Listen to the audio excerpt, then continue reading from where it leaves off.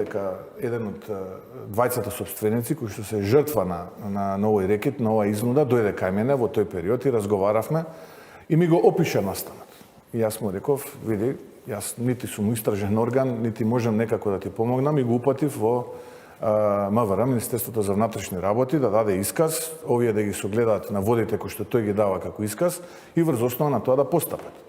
Предпоставувам дека отишол тогаш во МВР, дал исказ и тој исказ се содржан во една од двете верзии кои што јас ги презентирав пред јавност. Како дојдоа верзиите дека има две верзии? Да, сега ќе дадам одговори на тоа.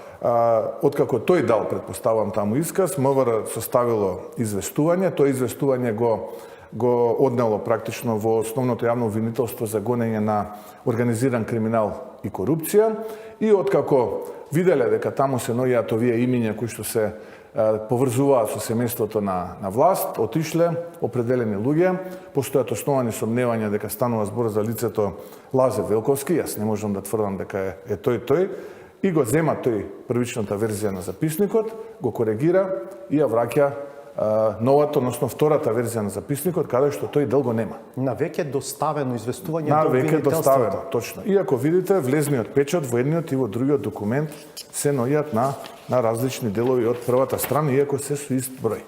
Еве ќе го видите, едниот е горе, а другиот е подолу. Инаку станува збор за ист број. А оној дел од записникот каде што се споменуваат сите овие имиња, за жал ќе не можете да го најдете на следната страна. Сега и јас и вие. Сега како дојде до мене, нормално дека дојде, Васко, простете да завршам мисла, практично како и секогаш кога доаѓаат вакви документи, го донесе свиркач, го објасни начинот на кој што е завршена целата оваа активност. Чекавме определен период да видиме дали ќе се постапи по оваа пријава, очигледно дека не се постапува и тогаш одлучивме како ВМРО ДПМН да ја известиме јавноста. И ова е еден од неколкуте случаи кои што, да поентирам, го потврдуваат тоа што го зборев пред 3 години. Јас и вие